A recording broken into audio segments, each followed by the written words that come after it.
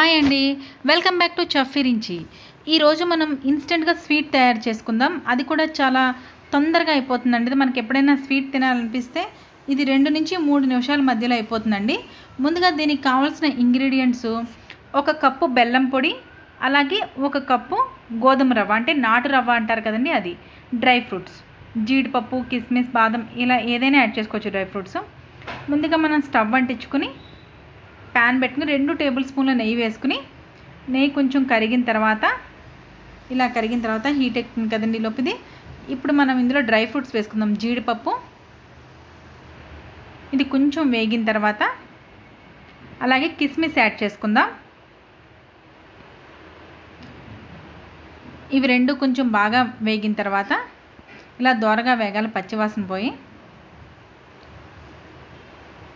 ఇలా వేగిన తర్వాత ఇలా ఒక బౌల్లోకి తీసేసుకోవచ్చు. ఇవి ఈ స్వీట్ హెల్త్కి కూడా చాలా మంచిదండి.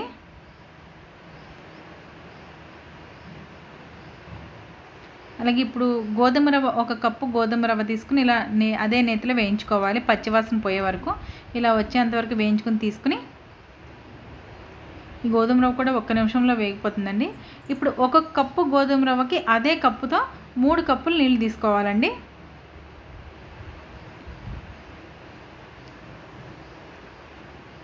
మూత పెట్టుకుని వాటర్ కొంచెం బాయిల్ అయిన తర్వాత, ఇలా వాటర్ రోలింగ్ బాయిల్ అయిన తర్వాత మనం ముందుగా వేయించి పెట్టుకున్న రవ్వని ఇందులో వేసేసుకుని, ఇలా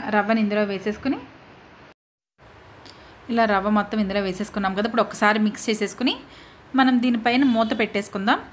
మూత పెట్టుకుంటే ఇది చాలా సాఫ్ట్గా కుక్ అయిపోతుందండి. ఇలాగా చూసారా ఎంత సాఫ్ట్గా కుక్ అయిపోయిందో. ఇలా సాఫ్ట్గా కుక్ అయిపోయిన తర్వాత మనం ఇందులో 1 కప్పు బెల్లం పొడి, ఇలా బెల్లం పొడి వేసుకుని ఒకసారి మళ్ళీ మొత్తం మిక్స్ చేసేసుకుందాం. మనం దేనితోటైతే రవ్వ తీసుకున్నామో దాంతో ఈక్వల్గా బెల్లం తీసుకోవాలండి. ఇలా బెల్లం కొంచెం కలిసిన తర్వాత ఒక 2 టేబుల్ స్పూన్ల నెయ్యి యాడ్ చేసుకుంటే సరిపోతుంది. నెయ్యి ఇష్టం లేని వాళ్ళు కొంచెం వెన్నపూస అయినా వేసుకోవచ్చు, లేదంటే బటర్ అయినా వేసుకోవచ్చు. ఇలా మొత్తం మిక్స్ చేసేసుకుని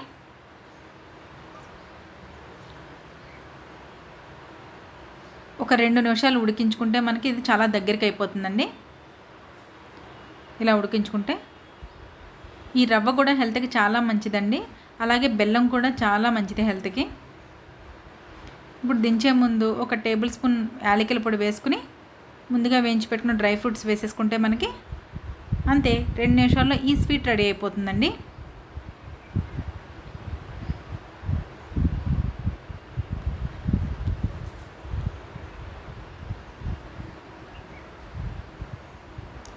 ఇలా మిక్స్ చేసేసుకున్నాక మనం సర్వ్ చేసేసుకోవచ్చు.